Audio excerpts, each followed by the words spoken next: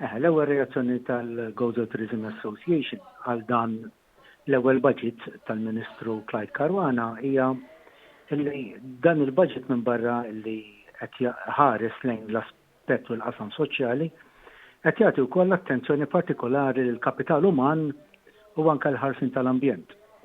Aħna il-kapital uman jinkludi l-ħiliet, il-livell tal-edukazzjoni u anke it-taħriġ fis-suq tax-xogħol. Huwa importanti ħafna b'mod speċjali fis-settur tagħna, s-settur turistiku, fejn preżentament qed nesperjenzaw nuqqas ta' ħaddiema.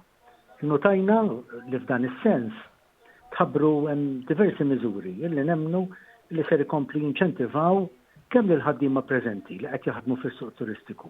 Kif ukoll jitħajru oħrajn sabiex jaħdmu f'dan il-qasam.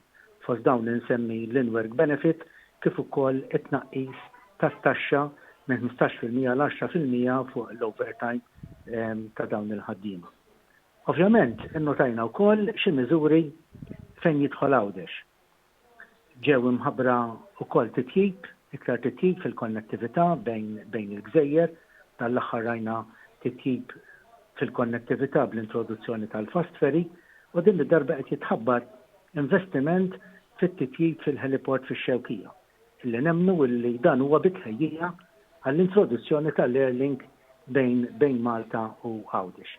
Kif ukoll hemm miżura illi minnha se jibbenefika Għawdex ukoll nemmnu fit-trasport pubbliku illi ser ikun b'xejn minn Ottubru tas-sena d-dieħla. Dan ovvjament ser jimpatta b'mod pożittiv anke fil-Gżira Awċija fejn nesperjenzaw żgur tnaqqis fit-traffiku.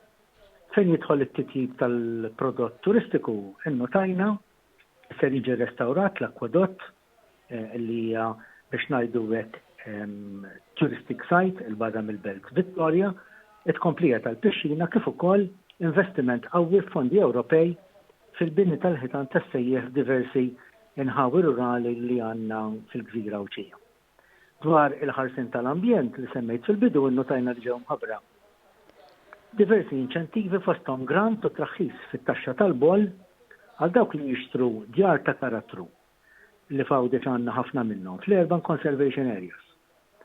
U anke first time buyers li jixtru dan it-tip ta' proprjetajiet ġewwa Għawdex se jirċievu grant b'valur doppju jiġifieri ta' 30,000 euro.